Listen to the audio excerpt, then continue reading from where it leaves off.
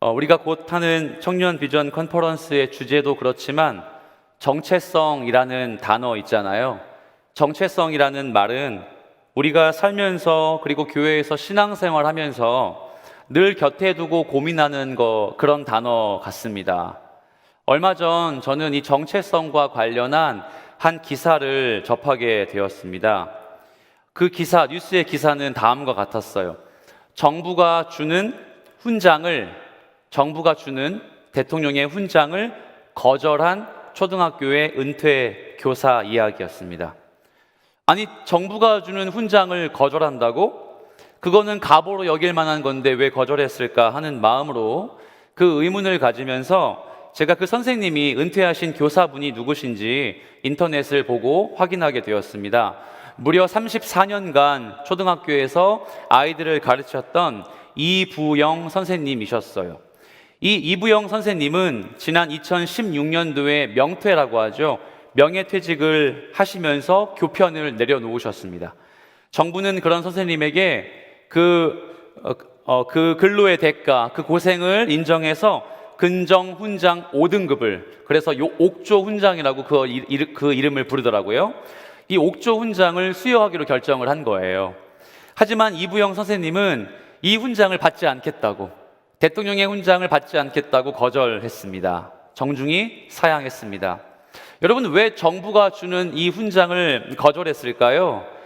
한 언론의 인터뷰에서 자신이 그 훈장을 거절한 이유를 이렇게 얘기했습니다. 제가 쭉 읽어 드릴게요. 하루가 다르게 이 나라의 교육이 무너지고 있는데 교사인 제가 훈장 받을 자격이 없다고 생각했습니다. 저는 34년 교사로 재직하면서 아이들에게 죄를 많이 지었습니다. 학교를 떠나고 보니 잘한 일보다 잘못한 일이 줄줄이 생각나 후회와 반성을 하게 됩니다. 제 직업을 성실하게 수행한다면서 제 책임과 역할을 열심히 한다는 이유로 아이들을 참 많이 다그쳤습니다. 아이들의 마음을 충분히 헤아려 주지 못하고 야단치고 혼내면서 아이들에게 상처 주는 말도 했고, 철없던 시절에는 잘못인지도 모르고 아이들을 위한다는 이유로 체벌도 했습니다. 그러면서 먼저 퇴임하신 한 선배 선생님의 퇴임 인사를 또 인용하셨어요. 그 인용구가 다음과 같아요. 지옥을 벗어나서 좋습니다. 또 아이들에게 더 이상 죄를 짓지 않아서 좋습니다. 학교가 지옥, 아니 아이들도 교사들도 행복하지 않은 감옥이라는 생각이 듭니다. 34년 동안 선생님 소리를 들으면서 받은 혜택과 아이들한테 지은 죄를 앞으로 갚고 나누면서 그렇게 노년을 살아야 되겠다는 생각을 하고 있습니다. 정부의 훈장을 고사하며 남긴 이부영 선생님의 인터뷰 내용을 보면서 저는 이렇게 평가했습니다. 이게 정체성이로구나. 자리가 사람을 만들어주는 것이 아니라 그 자리에 어떻게 살며 존재가 사람을 만들어주는 것이 아니라 그 존재에 맞는 행동 양식과 마음가짐이 정체성이로구나 라고 하며, 저는 이 선생님의 인터뷰를 지금도 사실 몇 년 전부터 들었던 이야기였지만 그 마음속에 갖고 정체성이 무엇인지를 고민하며 살고 있습니다.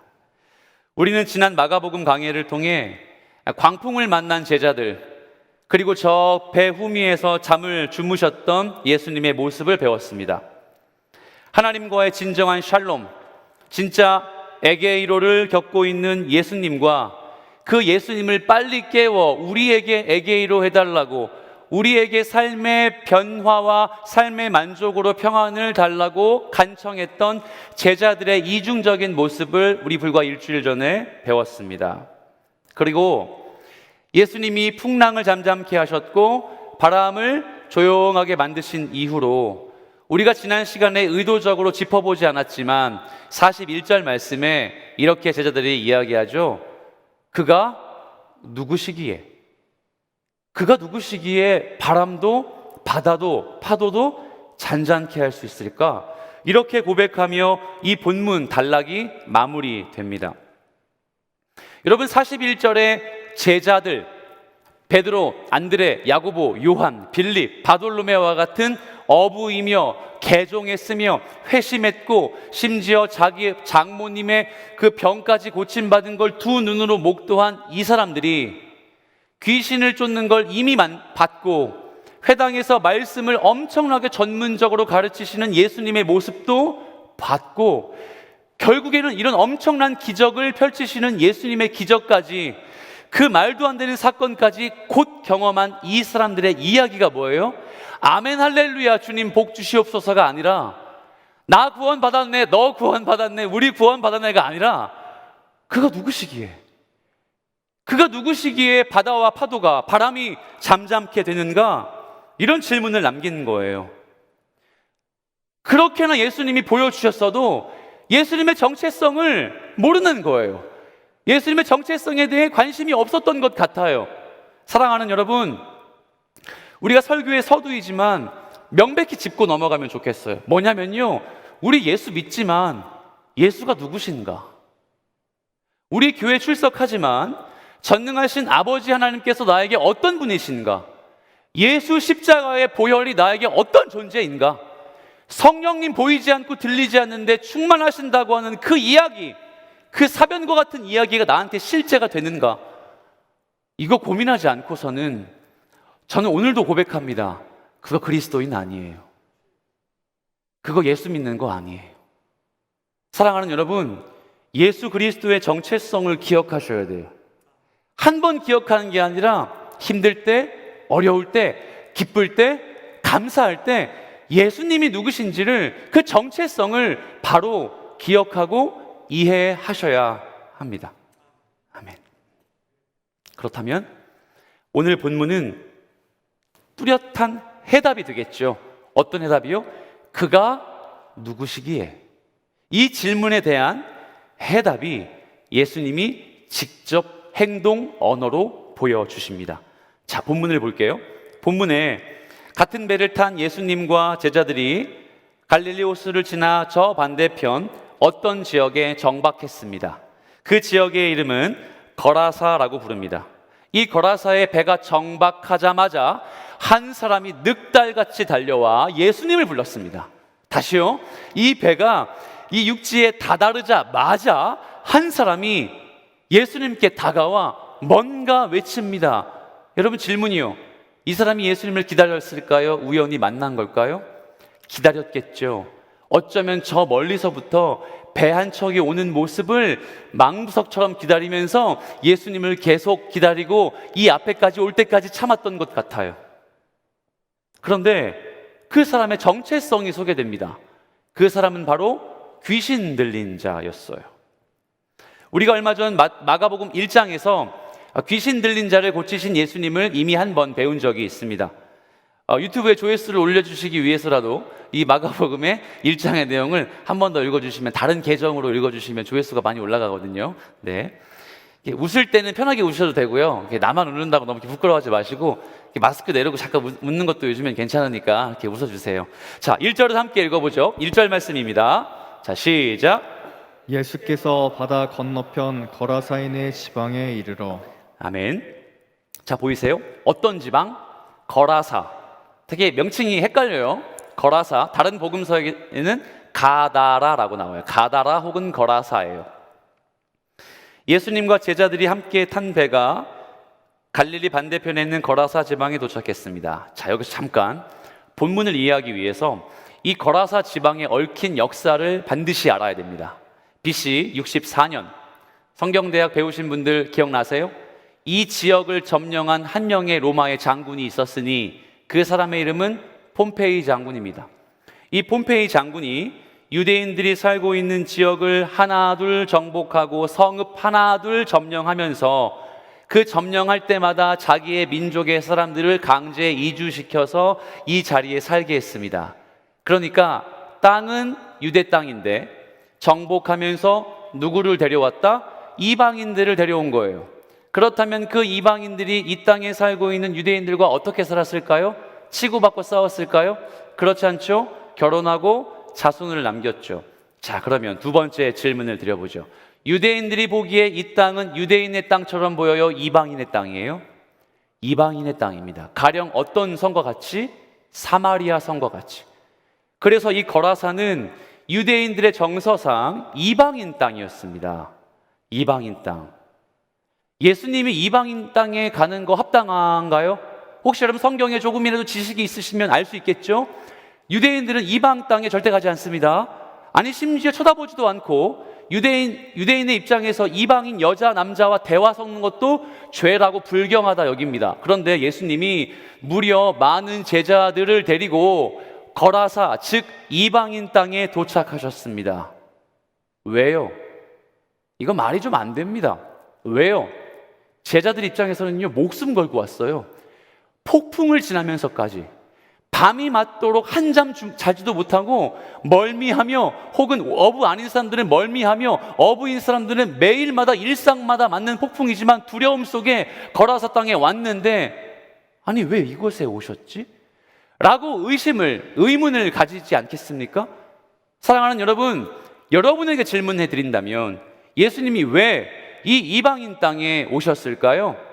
폭풍을, 그 죽음의 길목에 갔다 올 정도로 어려웠던 그 유혹을, 광풍을 지나고 유대인의 정서에 꼭 맞지 않는 이 거라사 땅에 예수님은 왜 이곳에 오셨을까요?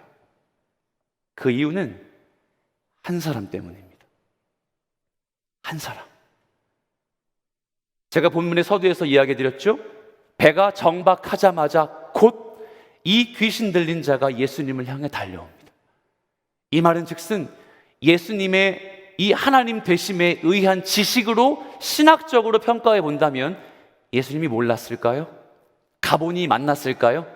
갔더니 띡하니 있더라, 뭐 이런 느낌이었을까요? 아니요. 예수님은 이 한 사람을 위해 당시에 유대인들은 절대 가서는 안 될 거라사 이방인 땅에 직접 도달하신 겁니다. 사랑하는 청년 여러분, 예수님은 여러분 때문에, 여러분을 위해 교회를 세우고 교회를 방문하도록 여러분의 마음에 찾아가 신방하시며 여러분이 스스로 예수 믿을 때까지 계속 문을 두드리시는 분이세요. 여러분 한 사람 때문에 예수 그리스도의 십자가의 보혈이 능력이 있고, 나 한 사람 때문에 예수님 죽으신 거예요. 오늘 본문은 거기에 오리엔테이션인 거예요. 십자가를 달리시기까지의 희생하신 예수님을 거라사 지역에 귀신 들린 이 사람을 고치시기 위해 이 한 사람, 군중, 무리, 대형교회 아니라 한 사람을 위해 예수님은 거라사 지역에 방문하셨습니다. 감사하셔야 돼요. 나를 위해. 예수님이 나를 주목하고 계신다는 사실, 나 하나만으로 기뻐하신다는 사실, 나 하나의 잃어버린 양이 주께 돌아왔을 때 그 양을 어디에 메고? 어깨에 메고 들썩들썩거리며 춤을 추신다는 예수님의 한 영혼의 사랑. 우리 지난주에 제자훈련을 시작했습니다. 3기죠. 제자훈련의 철학이 무엇입니까? 한 영혼을 그리스도의 제자로 삼아 그 그리스도인을 길러내어 세상으로 보내시는 거예요. 보낸 바 되도록 하는 과정이 제자훈련입니다. 한 영혼이 예수 제대로 믿을 수만 있다면 온 교회는 희생해야 되는 거예요. 한 영혼이 예수께로 돌아올 수 있다면 교회의 모든 사역과 프로그램은 거기에 맞춰져야 하는 겁니다. 한 영혼이 예수께로 돌아와 하나님의 말씀 앞에 겸비할 수 있다면 단지 리더 서기 위해 과정 밟는 거 아닙니다. 단지 리더 서기 위해 훈련 받는 거 아니란 말이에요. 한 영혼을 주께로 돌아오게 만들기 위한 교회 존재의 목적이, 저는 제 뒤편에 있는 이 화면처럼 허그 존재의 목적이라고 생각합니다. 그걸 예수님이 지금 실행하시는 거예요. 그런데 그 사람은 어떻게 되었죠? 더러운 귀신에 들렸습니다. 자, 본문을 보세요. 더럽죠. 여러분, 더럽다가 어떤 뜻일까요? 혹시 지난 마가복음 1장의 강해 기억하십니까? 그때도 더러운 귀신이었어요. 이 더럽다가 불경건하다, 위생적으로 아주 더럽다, 추하다, 씻지 않았다, 이런 의미라고 제가 말씀드렸습니까? 아니요. 여기에서의 더럽다는 하나님에게서 멀어졌다, 하나님의 뜻을 등졌다, 예수님의 권세에 싫어, 나 복종하지 않을 거야 라고 성령의 역사를 거부하는 것이라고 이야기했습니다. 다시요. 여기에 더럽다는 것은요, 이 사람을 주장하는 이 귀신은요, 너무 더러운데 그 더러움은 하나님 믿지 않게 만든다는 소리예요. 하나님의 가치를 따르지 않게 방해한다는 소리예요. 저급한 비유이지만 뭐하러 저기 가? 토요일 이 좋은 시간에 뭐하러 저기 가서 그거 다리 꼬고 앉아서 듣고 있어? 다 그 나물에 그 밥이겠지 라고 하는 유혹과 평가가 우리 마음속에 없을 것 같습니까? 충분히 있습니다. 저걸 듣느니 차라리 유튜브에 더 좋은 강의를 들으러 가겠어 라고 이야기할 수 있단 말이에요. 하지만 이건 가치관의 문제예요. 여러분의 신념의 문제란 거예요. 교회 공동체가 한 영혼을 위해서 하는 이런 사역에 내 가치관과 내 신념을 내 몸의 이동으로, 내 에너지의 쏟음으로 표현할 수 있다면 그것이 오늘 설교의 핵심인 정체성을 아는 그리스도인인 거예요. 여러분, 그 정체성 지켜내십시오. 우선 예수님의 정체성조차 알지 못한다면 단언컨대 내 정체성 절대 알 수 없는 거예요. 성도로서 여러분의 정체성 절대 알 수 없는 거예요. 죄송합니다. 주무시지 마세요. 일어나세요. 저 보세요. 지금 잠잘 때가 아니에요. 지금 잠자면 정체성 잃어버려요. 없어져요. 주무시지 마세요. 자, 여러분 저를 보십시오. 그렇다면 이 더러운 귀신 들린 자가 뭐 하고 있죠? 3절 말씀입니다. 자, 3절 말씀 우리 함께 읽어주세요. 시작. 그 사람은 무덤 사이에 거처 하는데 이제는 아무도 그를 쇠사슬로도 맬 수 없게 되었으니. 아멘. 자, 그 사람이 어디에 거처한다고 나와 있죠? 무덤 사이에 거처한다고 나와 있죠. 자, 조금 패러다임 시프트를 우리가 해야 됩니다. 여러분이 조모상, 조부상 혹은 지인들의 어떤 장례에 참석해 보신 적이 있다면 우리의 장례 문화는 산소 문화죠. 산소. 그러니까 봉우리처럼 생긴 곳에 시신이 안장됩니다.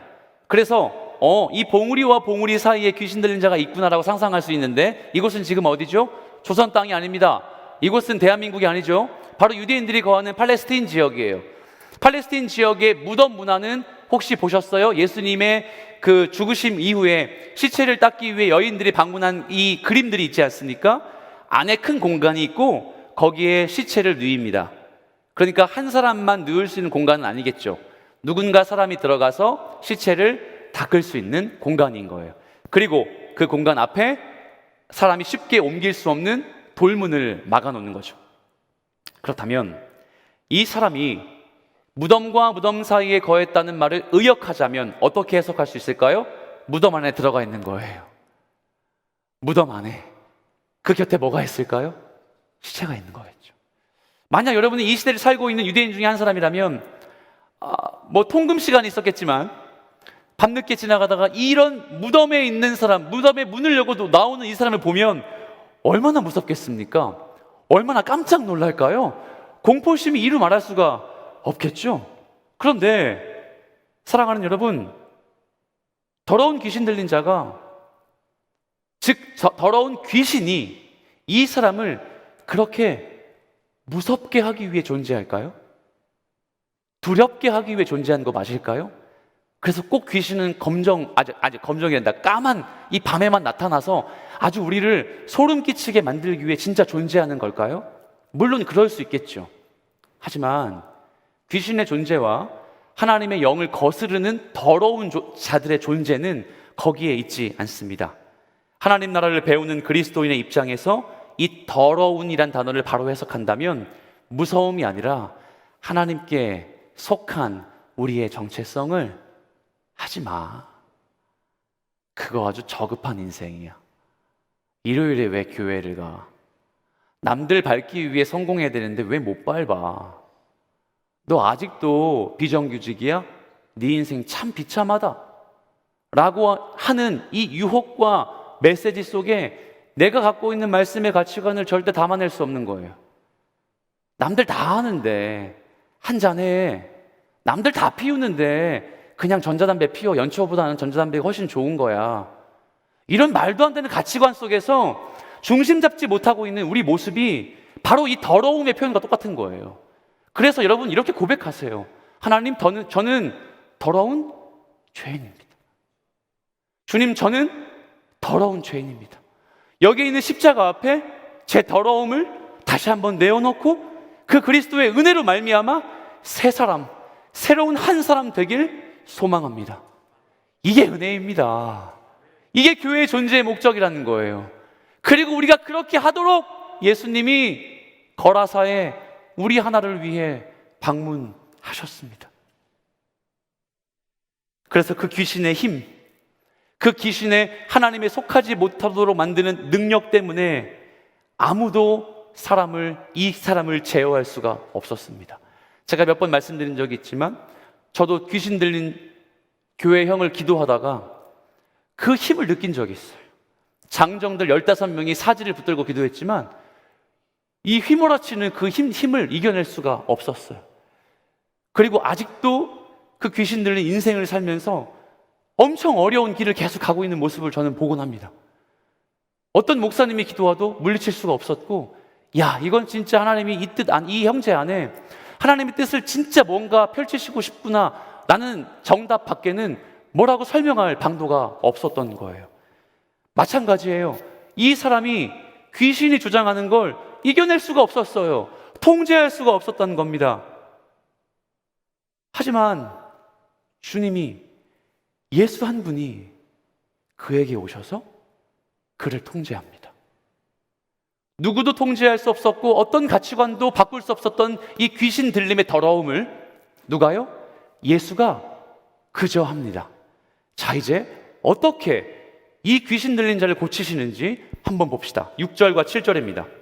자, 6절과 7절 시작. 그가 멀리서 예수를 보고 달려와 절하며 큰 소리로 부르짖어 이르되 지극히 높으신 하나님의 아들 예수여, 나와 당신이 무슨 상관이 있나이까? 원하건대 하나님 앞에 맹세하고 나를 괴롭히지 마옵소서 하니. 아멘. 신기하게도 예수님을 발견한 귀신 들린 자는 한 걸음에 달려와 예수님 앞에 뭐합니까? 절합니다. 여기서 절한다는 동사의 뜻을 보면 한번 우리 필기하시는 분들은 꼭 적어도 좋을 법한 동사입니다. 프로스퀴네오입니다. 프로스퀴네오, 예배하다, 경배하다. 우리가 통용하는 예배라는 단어가 바로 이 프로스퀴네오라는 동사에서 파생된 거예요. 그렇다면 그뿐입니까? 주님을 향해서 뭐라고 호칭하죠? 어떤 정체성을 고백해요? 지극히 높으신 하나님의 아들 예수여, 이렇게 얘기해요. 여러분 질문 드려보죠. 이렇게 프로스퀴네오하고 지극히 높으신 하나님의 아들 예수여를 이야기하는 사람이 귀신이에요? 귀신 들린 사람이에요? 귀신이에요? 귀신 들린 사람이에요? 왔다리 갔다리 하면서 그렇게 자기 정체성을 고백하는 겁니까?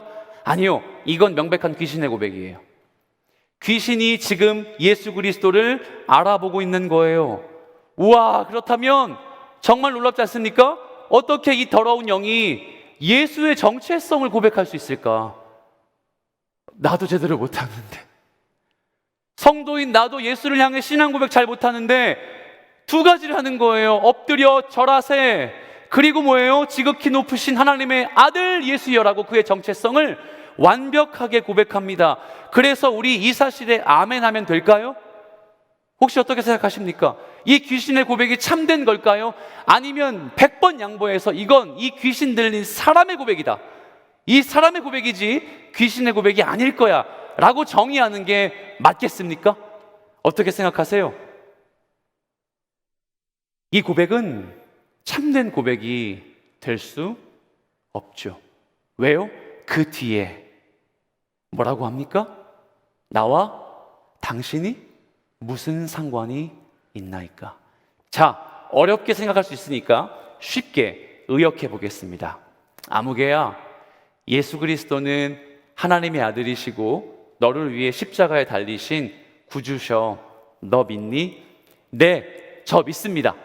그래, 그러면 매주 주일에 나와 예배드리고 월요일부터 토요일까지의 삶을 너의 그리스도인적인 삶으로 살아낼 수 있겠니? 그건 좀 부담스러운데요. 이해가 되십니까? 지금 이 귀신의 고백은 예수님에 대하여는 아는 고백이지만 예수님의 정체성을 완벽히 인정한 고백은 될 수 없는 거예요.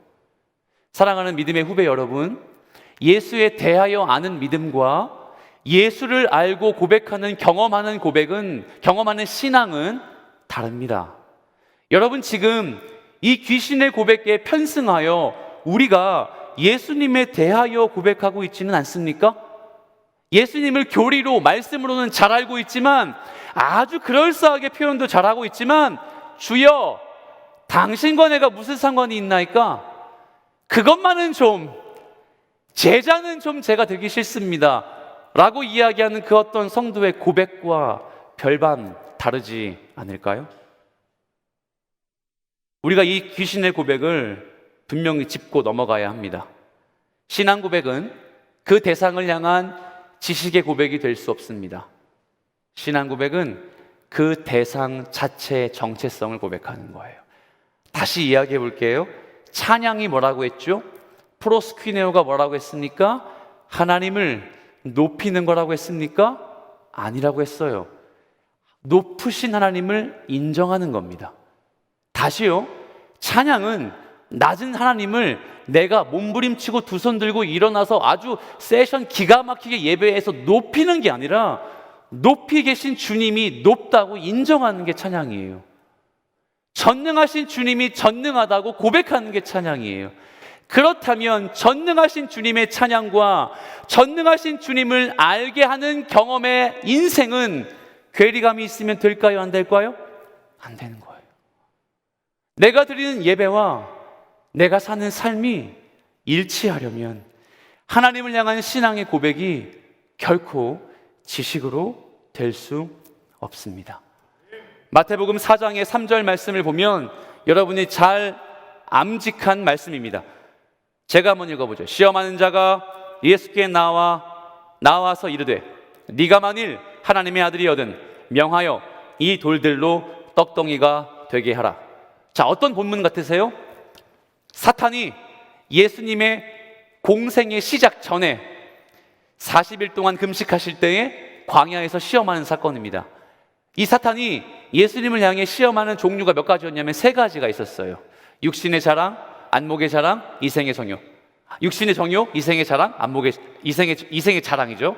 이 3가지의 시험을 하는 때 이 시험의 센텐스마다 문장마다 반복되는 어구가 있어요. 뭔지 아세요? 네가 하나님의 아들이거든. 네가 하나님의 아들이거든. 그렇다면 이 사탄이 예수님을 시험하는 건 어떤 시험이에요? 정체성 인정하지 않겠다는 거예요. 너 예수의 정체성 인정하지 않을 거야. 나 네 정체성 부인할 거야. 그리고 예수님은 그 정체성을 3번 다 이겨내셨죠. 무엇으로? 말씀으로. 사랑하는 여러분, 지금 이 사탄이 예수님을 시험하는 하나님의 아들이라는 정체성을 그대로 가져와 마가가 이 귀신이 예수님을 향해 고백하는 단어로 차용했습니다. 그렇다면 어떤 의미일까요? 그는 예수님의 정체성을 인정하고 싶지 않았어요.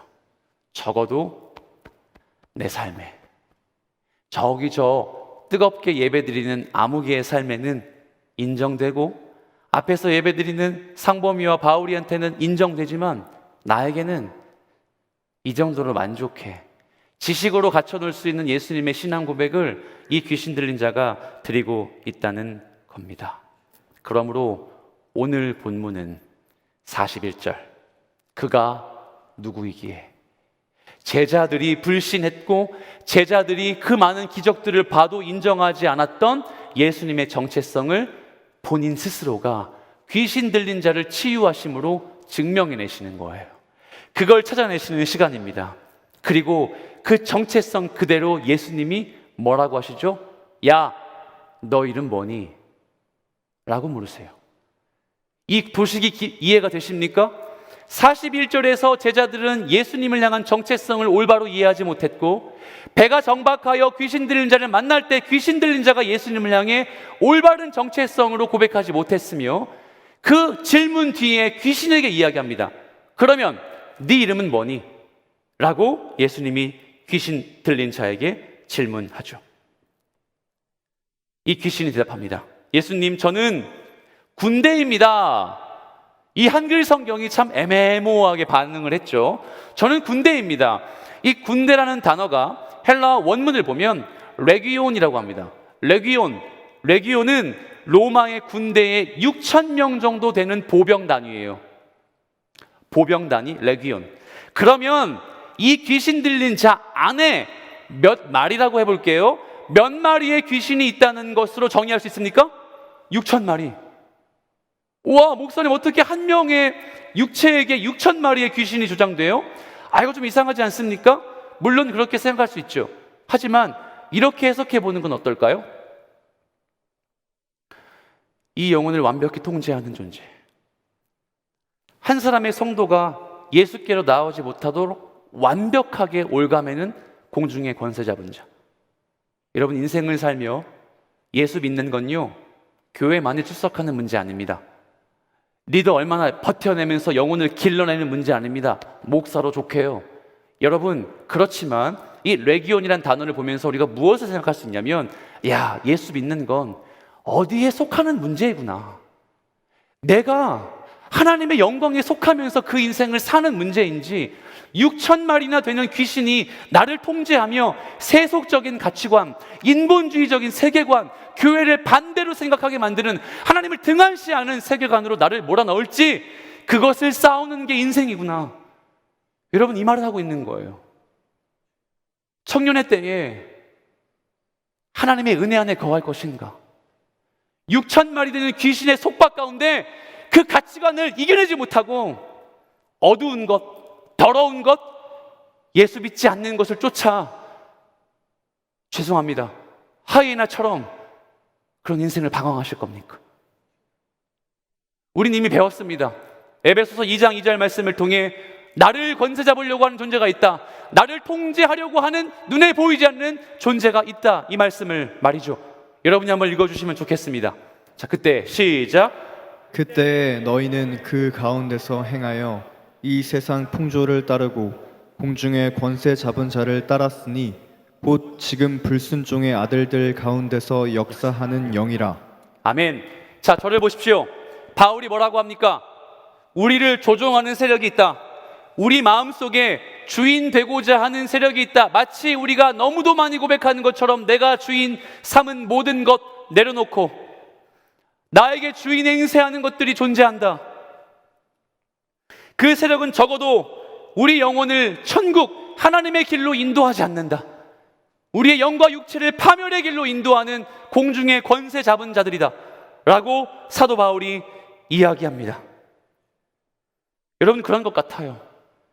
여러분, 정신 똑바로 차리지 않으면요, 예수의 말씀을 붙들지 않으면요, 전능하신 하나님의 아들 예수 앞에서도 우리 그거 알아보지 못할 수 있어요.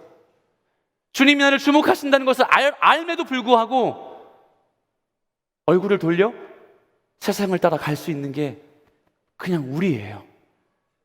그게 우리의 내면인 거예요. 그래서 언제나 은혜를 구할 수밖에 없는 거예요. 나의 나됨은 오로지 예수의 은혜로. 내가 세상에서 승리할 수 있는 비결은 하나님의 말씀으로 인한 예수 그리스도의 은혜로. 이걸 붙드시는 여러분 되시길 예수 그리스도의 이름으로 축복합니다. 아멘. 그런데 10절에서 이 귀신들이 예수님을 향해 뭐라고 이야기하죠? 예수요, 우리가 6,000명입니다. 근데 바라건대 이 지방에는 좀 있게 해주세요. 이 지방에 좀 내가 거하게 해주세요. 이 지방이 어떤 도시라고 했죠? 거라사라고 했죠. 거라사는 데가볼리의 큰, 우리로 따지면 성북구를 이야기하는 것이고, 거라사는 동선동을 이야기하는 표현일 거예요. 그렇다면 귀신이 여기에 좀 머물 수 있게 해달라고 간구하는 거예요. 자, 이게 어떤 의미일까요? 앞서 말한 로마의 폼페이 장군이 유대인들의 땅을 점령하고 세운 10개의 도시가 있었어요. 그게 바로 데가볼리이고, 데카가 바로 10개입니다. 10개의 도시 중에 하나가 거라사인 거예요. 그러면 귀신 들린 자는, 6,000마리의 귀신은 이 10개의 지방 안에 내가 좀 거하게 도와달라고 이야기하는 겁니다. 바꿔 말하면 내가 통제하는 이 영혼 절대 포기 못해, 이 말이에요. 내가 사로잡고 있는 영혼 절대 포기 못하니까 예수요, 나 그것만 좀 하게 해주십시오 라고 하고 있는 거예요. 그러므로 여러분, 우리가 이와 같은 그리스도의 제자의 길을 걷는 동안에, 제자의 길을 걸어가는 이 시점에 이 지방은 벗어날 수 없다고, 우리의 삶을 통제하고 싶다고 말하는, 항거하는 악한 영들로부터 하나님, 우리를 지켜주십시오. 아니, 하나님, 나를 좀 지켜주십시오. 그래서 우리 이렇게 이야기하지 않습니까? 시험에 들게 하지 마옵시고 다만 악에서 구원하소서. 이게 뭔지 아십니까? 하나님, 시험을 이길 힘 주세요라고 하지 않는 거예요. 원문을 보면 시험을 비껴갈 수 있게 저를 피난처로 몰아주십시오라고 표현하고 있어요. 얼마나 합당한 표현입니까? 우리 안에 시험 이길 만한 능력, 일도 없어요. 시험을 이길 만한 에너지, 일도 없단 말이에요. 다만 구할 수 있는 기도의 제목은 뭐라고요? 나 할 수 없으니까 나의 주님 예수님, 이걸 좀 벗어나게 도와달라는 거예요. 예수님이 허락하셨을까요? 그래, 그 정도는 내가 이해할게. 저기 저 영혼 네가 교회만 나오게 해줘. 이렇게 하셨을까요? 아니요, 그렇지 않습니다. 자, 막바지인데요. 우리 13절 말씀을 함께 보죠. 제가 한번 읽어보죠. 허락하신대 더러운 귀신들이 나와서 돼지에게로 들어가매 거의 2,000마리 되는 떼가 바다를 향하여 비탈로 내리달아 바다에서 몰사하거늘. 아멘. 허락은 하셨어요. 알았어, 허락할게. 근데 예수님이 어떻게 반응하셨죠? 마침 저 산 쪽에 돼지들이 있었다고 합니다. 몇 마리요? 2,000마리요. 뭔가 수학적인 공식으로 좀 볼게요. 6,000마리의 귀신이 한 마리의 영혼을 사로잡고 있다가 거기에서 나와서 2,000마리의 돼지떼로 들어갔습니다. 민기야, 어떻게 공식 설명 좀 해주면 좋겠어. 이게 환산이 됩니까? 한 영혼을 사로잡고 있던 6,000마리의 귀신이 2,000마리의 돼지떼로 들어갔어요. 그건 그렇다 칩니다. 돼지가 무슨 죄입니까? 돼지 2,000마리면 환산해도 엄청난 가치가 되는데 예수님 나사렛 출신의 몫으로서 재산이 좀 있습니까? 아니요. 이걸 정말 상식적으로 받아들이면 이해할 수가 없어요. 왜 돼지떼? 그래, 한 영혼 살리기 위해 2,000마리 돼지 정도야 희생시켜야지 라고 볼 수 있겠지만 사실 그렇지 않죠. 첫 번째, 여기에 돼지들이 있을 리가 없어요. 레위기 11장 7절 말씀을 보면 돼지는 굽이 갈라져 쪽발 이루되 책임지를 못함으로 너희에게 부정하니. 그러면 율법에 의해서 돼지는 먹을 수, 기를 수 있다 없다? 없어요. 돼지는 유대인들에게 아주 부정한 동물이어서 키울 수도 먹을 수도 없게 되어 버렸어요. 그렇다면 폼페이 장군이 이 지역을 점령하기 전에 돼지가 있었을까요? 없었을까요? 없었죠. 폼페이 장군에 의해서 로마가 이 지역을 주둔하면서 로마의 군대가 돼지들을 유입시켰습니다. 그리고 이 돼지들을 유입시켜 가정에게 돼지들을 키우게 하여 영리 활동을 하게 했어요. 그렇다면 내 땅을 점령당한 유대인의 입장에서 초반에는 군대의 압박과 우리의 인생을 침범하는 로마 군인들이 참 미웠겠지만, 근데 나에게 뭘 갖다 줍니까? 돈을 갖다 줍니다. 이 돼지를 키워서 팔고 나니까 재산이 되는 거예요. 그리고 마음의 감격이 있어서 이 돼지를 길러서 제단의 제물로 삼아요. 누구에게 드릴? 로마의 황제에게 드릴. 그렇다면 아주 시쳇말로 아다리가 많네요. 아주 뭐라고 얘기하면 좋을까요? 너무 좋은 완벽한 상황에 이르는 겁니다. 오히려 로마 군대가 우리를 주둔하지 않을 때 더 힘들고 제약이 많고 어려운 삶을 살았다가 이 폼페이 장군에 의해서 로마의 군대가 우리에게 주둔하고 나니 인생이 더 좋아진 겁니다. 성경의 역사학자인 요세푸스라는 분이 있습니다. 이 요세푸스가 이런 역사 고증을 밝힌 바 있어요. 상당히 중요한 대목이니까 들어보세요. 당시에 로마의 이런 강력한 침탈에도 불구하고 절대 우리 땅은 뺏길 수 없어, 절대 우리는 무력으로 항거하며 이 땅을 지켜내야 해 하는 갈릴리 지역의 한 도시가 있었다. 이 도시의 군대는 너무도 강력하여 한 보병의 군대로는 채울 수가 없어서 사단을 보내요. 그게 바로 열사단이라고 하는, 열사단을 보내요 이 도시를 점령시켰다. 그 정도의 인원을 투입해서 이 도시를 멸망시켰다. 이 도시의 이름이 바로 거라사이다. 그래서 이 거라사의 주민들은 완벽히 제압당한 뒤 바로 이 군대의 지휘와 통치를 받으며 나날이 발전하게 되었는데, 이 군대의 상징, 깃발, 방패, 창, 칼에 붙어 있는 상징이 무엇이었느냐? 멧돼지였다. 그러므로 거라사의 사람들은 돼지를 통해 삶의 만족을 누리고 있었고, 돼지가 내 삶에 가장 유익을 준다는 존재가 되어 왔으며, 그동안의 민족이 추구했고 믿었던 하나님을 향한 야훼의 신앙은 없어질 위기에 처했다. 이 사람들에게 돼지는 종교와 신앙보다 더욱더 소중한 존재였습니다. 하나님을 예배하는 것보다 더 사랑하는 대상이었습니다. 예수님의 정체성을 제대로 알지 못했던 제자들도 어쩌면 이 돼지의 유혹 앞에 넘어갈지도 모르겠습니다.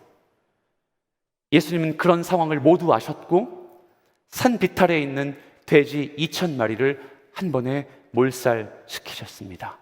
바꿔 말하면 예수의 정체성을 아는 한 영혼이 변화받고 구원받기 위해 빼내야 하고 버려야 하고 기회 비용으로 지불해야 할 세속적인 정체성과 삶의 욕심, 유혹, 이거 겪지 않고는 한 영혼 예수께로 돌아오는 거 불가능하다.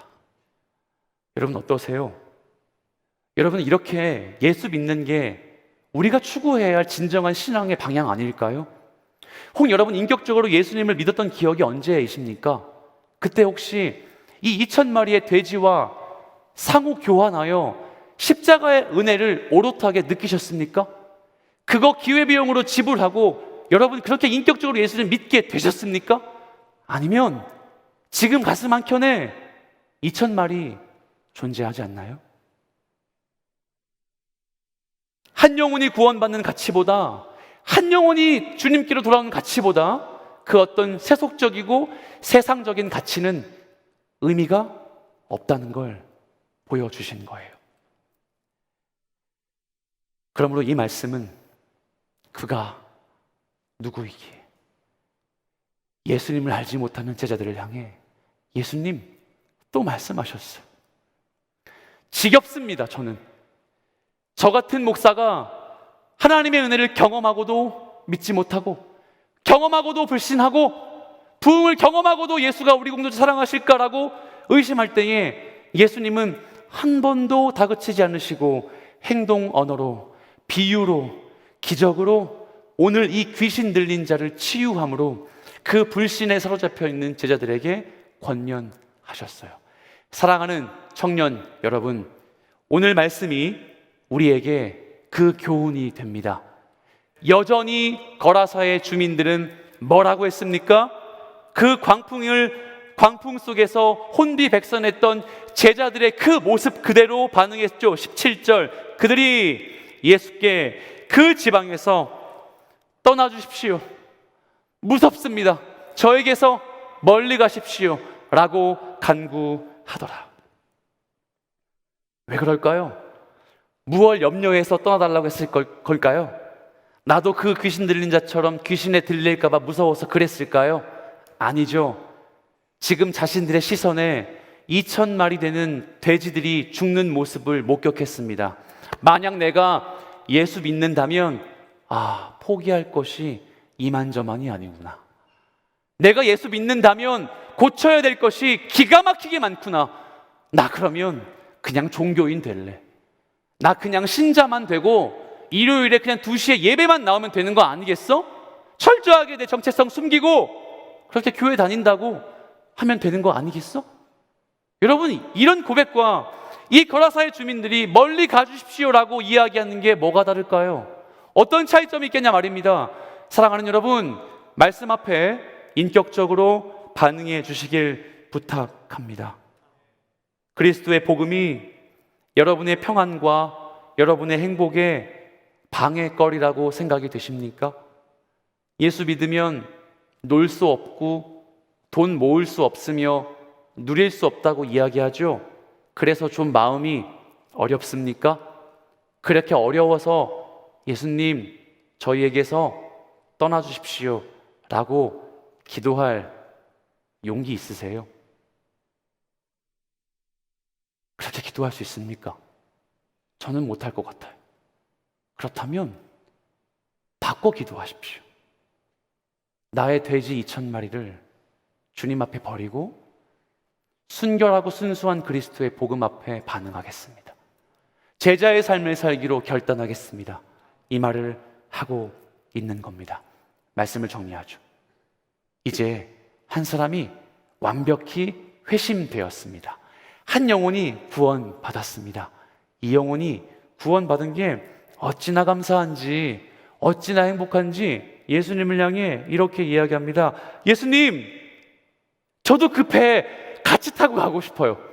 저도 그렇게 저 제자들처럼 같이 헌신하고 싶어요 라고 했거든요. 근데 예수님이 뭐라고 말씀하시는지 아세요? 안 돼. 너는 올 수 없어 라고 이야기하세요. 무언가 거절감 충만하게 예수님이 단호하게 또 감성적이지 않게 또 이성적으로 반응하셨다 이렇게 볼 수 있겠죠. 그런데 그렇지 않죠. 예수님이 뭐라고 말씀하세요? 아무개야, 너의 집으로 가. 너의 집으로 가. 제가 여러분에게 말버릇처럼 계속하고 있죠. 마가복음에서 주목해야 될 게 뭐다? 장소예요. 마가복음의 장소가 어떤 의미가 있었고 그 장소 중에 집이 어떤 의미가 있었냐면 복음을 직면한 집이었어요. 바로 베드로의 장모의 집이 그 예가 되죠. 베드로의 장모의 집에 베드로의 제자의 헌신으로 말미암아 그의 장모가 회심했습니다. 열병에서 나으며 하나님 앞에 헌신했습니다. 그렇다면 예수님이 지금 이 귀신 들린 자였다가 회심하고 나음받은 이 사람에게 요구한 건 무엇일까요? 제자로 헌신하여 밖에 나가 복음 전하는 거 좋아, 맞아. 하지만 네가 거하는 너의 환경과 바운더리 안에 너의 정체성을 드러낼 수 있는 그 자리에 복음 드러내. 집에 가서 너의 복음을 펼쳐내. 다른 욕심 부리지 말고 네가 예수 믿는 예수쟁이라는 사실을 좀 보여줘. 그거면 돼. 사랑하는 여러분, 주님 우리에게 말씀하십니다. 여러분의 자리에서 구원받은 자답게 사십시오. 여러분의 자리에서 구원받은 자다운 인격과 탁월한 성실성으로 살아주십시오. 그리고 그게 여러분의 집이라면, 여러분의 직장, 여러분의 환경이라면 그걸로 됐습니다. 그걸로 돼요. 그거면 됩니다. 이제 여러분의 모습을 보고 아, 예수 믿는 게 저런 거구나 라고 하는 그 간증을 듣게 될 것입니다.